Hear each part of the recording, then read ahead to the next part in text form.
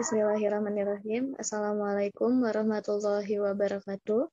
Kami dari kelompok 7 akan memaparkan materi tentang perkembangan intelek, sosial bahasa, dan bakat khusus. Anggota dari kelompok kami yaitu yang pertama saya, Sofia Rahmatunisa, yang kedua Tiara Putri, yang ketiga Wina Sabita, dan yang terakhir adalah Jessica Magdalena. Next slide. Tujuan pembelajaran kali ini adalah yang pertama memahami perkembangan intelek, yang kedua memahami perkembangan sosial, yang ketiga memahami perkembangan bahasa, dan yang terakhir adalah memahami bakat khusus. Materi selanjutnya akan dibawakan oleh Tiara.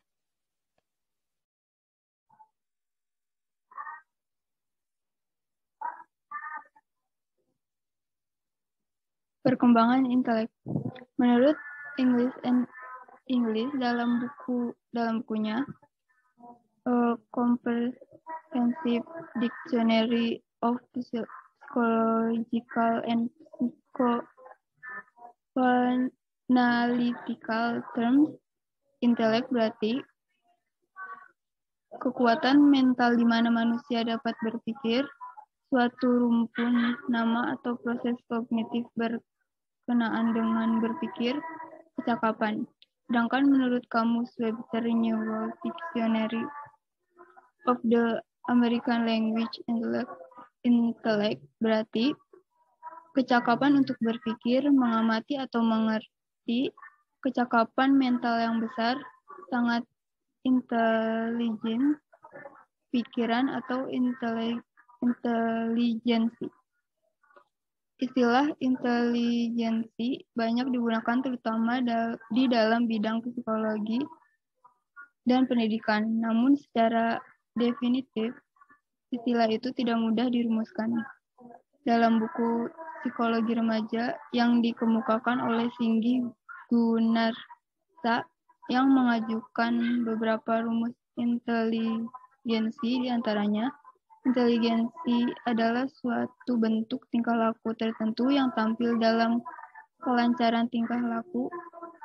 Inteligensi meliputi pengalaman-pengalaman dan kemampuan bertambahnya pengertian dan tingkah laku dengan pola baru dan mempergunakannya secara efektif.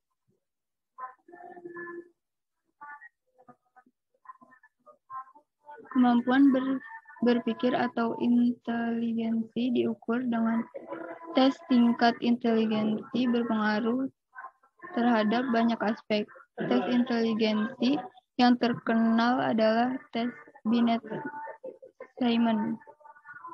Hasil tes inteligensi dinyatakan dalam angka yang menggambarkan perbandingan antara umur kemampuan mental atau kecerdasan dan umur kalender. Rumus perhitungan yang diajukan oleh William Stern adalah IQ MA CA dikali 100. Apabila tes diberikan kepada umur tertentu dan ia menjawab semua dengan benar, berarti umur kecerdasannya sama dengan umur kalender. Maka IQ yang didapat sama dengan 100. Nilai ini menggambarkan kemampuan seseorang yang normal.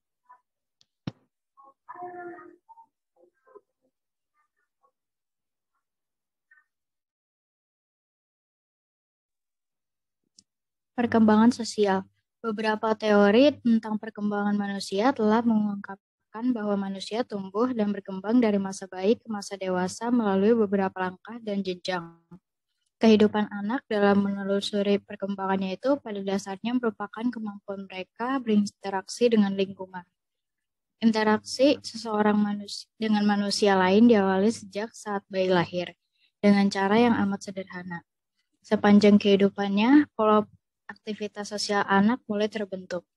Perkembangan sosial anak remaja dipengaruhi oleh beberapa faktor, yakni yang pertama kondisi keluarga, yang kedua kematangan anak, ketiga status sosial ekonomi keluarga, yang terakhir pendidikan dan kapasitas mental, terutama intelek dan emosi.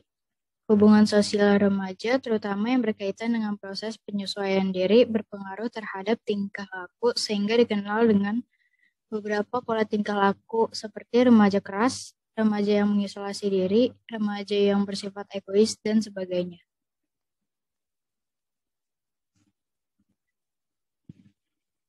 Perkembangan bahasa. Sesuai dengan fungsinya, bahasa merupakan alat komunikasi yang digunakan oleh seseorang dalam pergaulannya atau hubungannya dengan orang lain. Bahasa merupakan alat bergaul. Oleh karena itu, penggunaan bahasa menjadi efektif sejak seorang individu memerlukan komunikasi dengan orang lain. Perkembangan bahasa dipengaruhi oleh lingkungan, karena bahasa pada dasarnya merupakan hasil belajar dari lingkungan. Jadi, perkembangan bahasa adalah cara meningkatnya kemampuan penguasaan alat berkomunikasi, baik komunikasi dengan cara lisan, tertulis, maupun penggunaan tanda-tanda dan isyarat. Mampu dan menguasai alat komunikasi di sini diartikan sebagai upaya memahami dan dipahami oleh orang lain. Bahasa memegang peranan penting dalam kehidupan masyarakat. Perkembangan bahasa dipengaruhi oleh banyak faktor, antara lain usia, kondisi keluarga, tingkat kecerdasan, status sosial ekonomi keluarga, dan kondisi fisik anak dari segi kesehatannya.